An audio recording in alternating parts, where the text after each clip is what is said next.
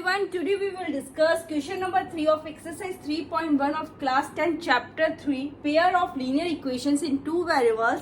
इसका हम question number 3 discuss करेंगे। क्वेश्चन नंबर 2 तक हम ऑलरेडी हमारे प्रीवियस वीडियो में डिस्कस कर चुके हैं, लेकिन उससे पहले अगर आपने मेरा चैनल सब्सक्राइब नहीं किया तो सब्सक्राइब कर दीजिए, साथ ही बेल आइकन भी प्रेस कर दीजिए जिससे कि आपको हर एक वीडियो का नोटिफिकेशन मिलता रहे।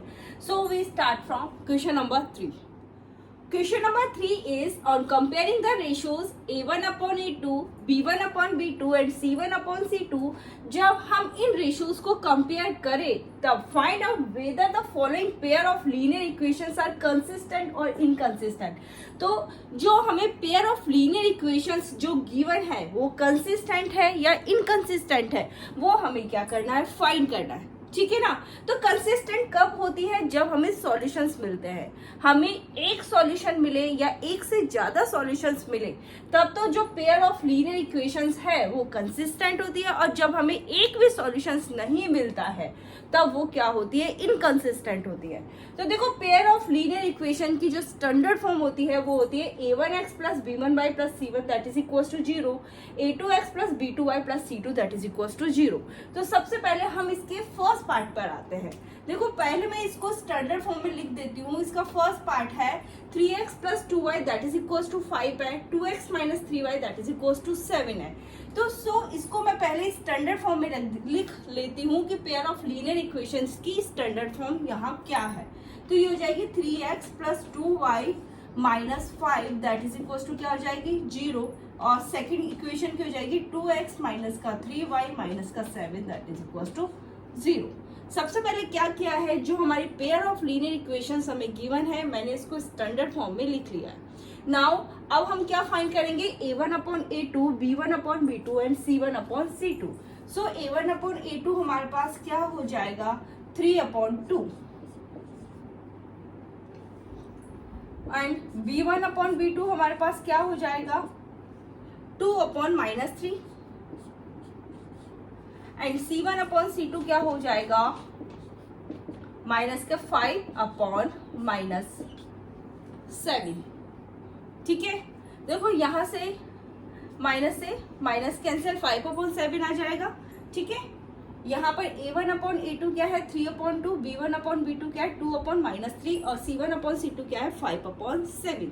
अब यहाँ देख सकते हो आपकी a1 अपॉन a2 है वो इक्वल नहीं है b1 अपॉन b2 के। जब भी a1 upon a2 is not equal to b1 upon b2 तो हमें जो ग्राफ पर पेयर ऑफ लीनियर इक्वेशंस की जो लाइन मिलती है वो कौन सी लाइन मिलती है, इंटरसेक्टिंग लाइन मिलती है। तो इंटरसेक्टिंग लाइन मिलेगी तो हमें कितने सॉल्यूशंस मिलेंगे, एग्जैक्टली वन सॉल्यूशन हमें मिलेगा। तो यहाँ पर ये जो पेयर ऑफ लीनियर इक्वेशंस हमारे पास क्या होगी, consistent pair of linear equations होगी। तो यहाँ पे ये पेयर ऑफ लीनियर इक्वेशंस हमारी क्या होगी, कंसिस्टेंट होगी। ठीक है, तो हम यहाँ पे लिखेंगे lines are intersecting and have exactly one solution या यूनिक सॉल्यूशन। हैंस क्या लिखेंगे, hence pair of linear equations are consistent. हम क्या लिखेंगे, hence the pair of linear equations are consistent. यहाँ पे ये consistent pair of linear equations है क्योंकि क्या है, हमें जो ग्राफ पर इनकी जो लाइंस मिलती है वो इंटरसेक्टिंग लाइन मिलती है। तो इंटरसेक्टिंग लाइन क्या होती है, एक पॉइंट पे इंटरसेक्ट करती है और यही पॉइंट हमारा क्या होता है, सॉल्यूशन होता है, यूनिक सॉल्यूशन होता है, एग्जैक्टली वन सॉल्यूशन होता है।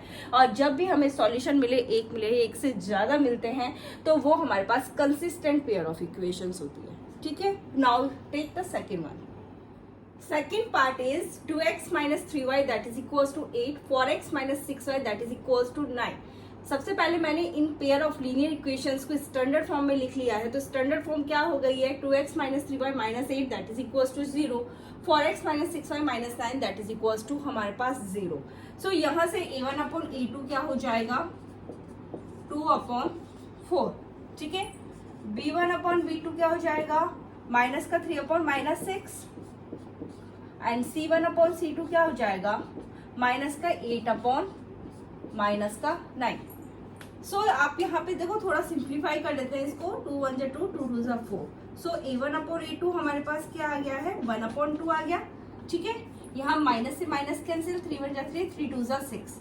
सो b1 अपॉन b2 क्या हो जाएगा, 1 अपॉन 2, और c1 अपॉन c2 क्या आ जाएगा, माइनस से माइनस कैंसिल, 8 अपॉन 9। तो आप यहाँ देख सकते हैं कि जो a1 अपॉन a2 इक्वल है b1 अपॉन b2 के, does not equal to c1 upon c2। ठीक है, a1 upon a2 equals to b1 upon b2 does not equals to c1 upon c2। और जब भी हमारे पास इस तरह की कंडीशन होती है तो हमें कौन सी लाइन मिलती है, हमें पैरेलल लाइंस मिलती है। और पैरेलल लाइंस मिलती है इसका मतलब हमें कोई भी सॉल्यूशन नहीं मिलता, और जब कोई भी सॉल्यूशन नहीं मिलता है तो वो पेयर ऑफ लीनियर इक्वेशंस क्या होती है, इनकंसिस्टेंट होती है। सो हम क्या लिखेंगे यहाँ पे, लाइंस आर पैरेलल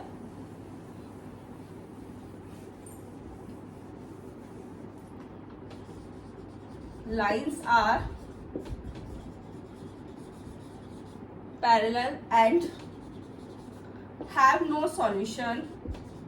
हमें क्या, जो लाइंस है वो हमारे पास पैरेलल लाइंस मिलती है और हमें कोई भी सॉल्यूशन नहीं मिलता है। और जब कोई भी सॉल्यूशन नहीं मिलेगा तो क्या होगा, hence the pair of linear equations are inconsistent, hence the pair of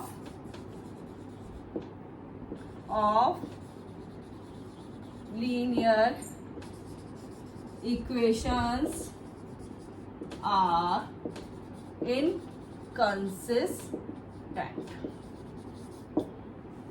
ठीक है, यह है इसका second part.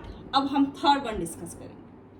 Third part is 3 upon 2x plus 5 upon 3y that is equals to 7, 9x minus 10y that is equals to 14। सबसे पहले pair of linear equation को इनकी standard form में लिखेंगे तो क्या है, 3 upon 2x plus 5 upon 3y minus 7 that is equals to 0, 9x minus 10y minus 14 that is equals to 0। Now we will find a1 upon a2।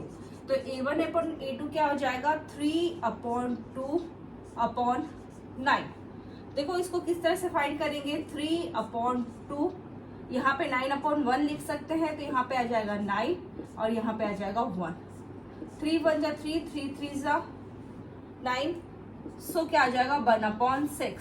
So a1 upon a2 हमारे पास क्या आ गया है, 1 upon 6। Now हम क्या find करेंगे, b1 upon b2।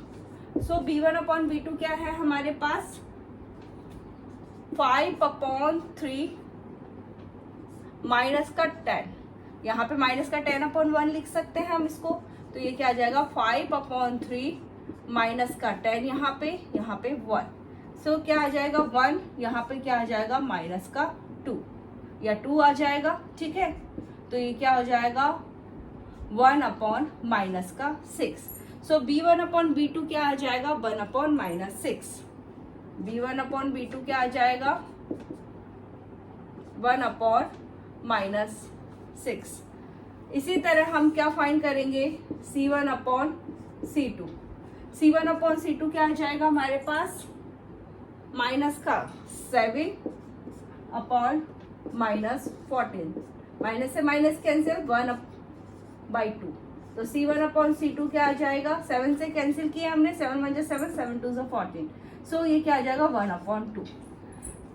ठीक है, तो a1 अपॉन a2 क्या है, 1 अपॉन 6 है, b1 अपॉन b2 क्या है, 1 अपॉन माइनस 6 है, c1 अपॉन c2 क्या है, 1 अपॉन 2 है। तो आप यहाँ देख सकते हैं कि a1 upon a2 does not equals to b1 upon b2। और जब भी इस तरह की कंडीशन होती है तो ग्राफ पे हमें कौन सी लाइन मिलती है, इंटरसेक्टिंग लाइन मिलती है, और इंटरसेक्टिंग लाइन मिलती है इसका मतलब एग्जैक्टली वन सॉल्यूशन हमें मिलता है, और वो पेयर ऑफ लीनियर इक्वेशंस क्या होती है, कंसिस्टेंट होती है। तो हम यहाँ लिखेंगे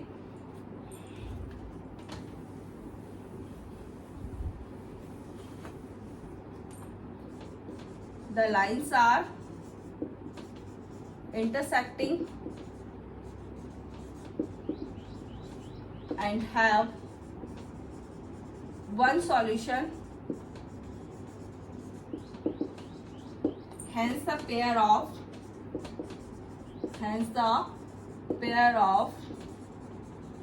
linear equation are consistent. ठीक है. Now we'll discuss the fourth one. Fourth part is 5x minus 3y that is equals to 11 minus 10x plus 6y that is equals to minus 22.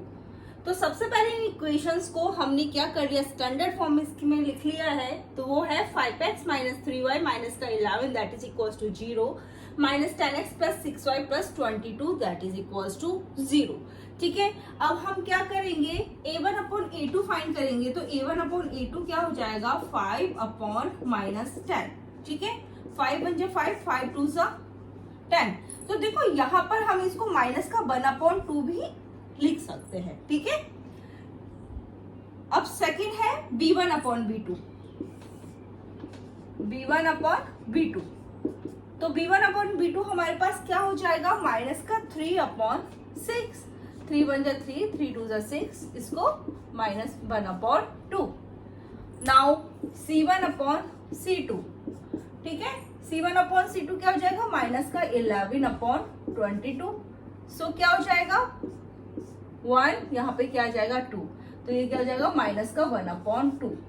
तो आप यहाँ देख सकते हैं कि a1 अपॉन a2 इक्वल है b1 upon b2 equals to c1 upon c2. और जब भी a1 upon a2, b1 upon b2 और c1 अपॉन c2 इक्वल होते हैं तो ग्राफ पर हमें जो लाइन मिलती है वो कॉन्सिडेंट लाइन हमें मिलती है. और इसका मतलब हमें इनफाइनाइटली मैनी सॉल्यूशंस मिलते हैं. और जब हमें सॉल्यूशंस मिले, 1 मिले या मोर देन 1 सॉल्यूशंस मिले, तो वो पेयर ऑफ लीनियर इक्वेशंस कैसी होती है, कंसिस्टेंट होती है. तो हम इसको किस तरह से लिखेंगे, the lines are coincident and have many solutions.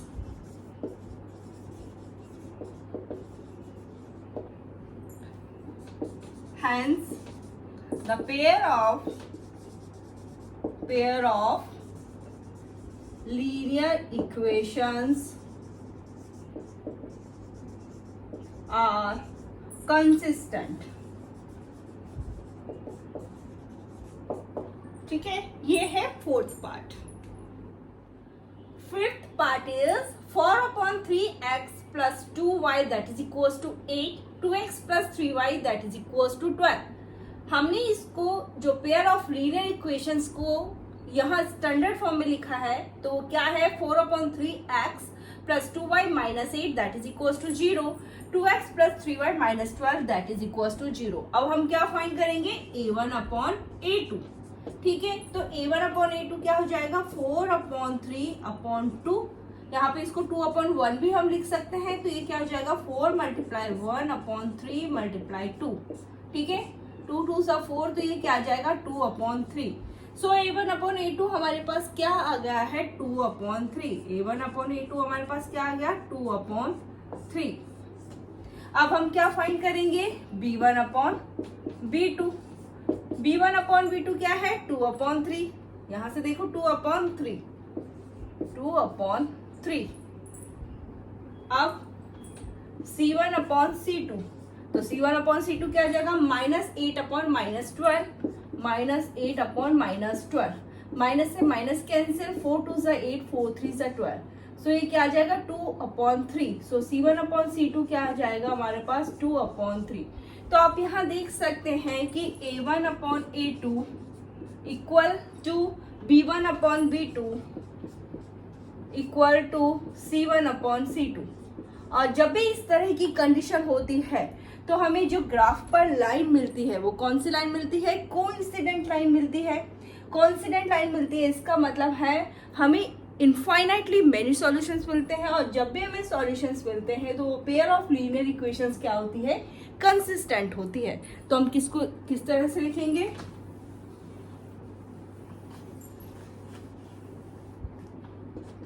The lines are coincident and have infinitely many solutions, hence the pair of linear equations are consistent. तो पेयर ऑफ लीनियर इक्वेशंस कौन सी होती है? कंसिस्टेंट होती है। हमने एक्सरसाइज 3.1 के question number 3 के 5 part से हमने इन सभी पार्ट्स को डिस्कस कर लिया। In our next video we will discuss question number 4। लेकिन उससे पहले अगर आपने मेरा चैनल सब्सक्राइब नहीं किया है तो सब्सक्राइब कर दीजिए, साथ ही बेल आइकन भी प्रेस कर दीजिए जिससे कि आपको हर एक वीडियो का नोटिफिकेशन मिलता रहे। So thank you.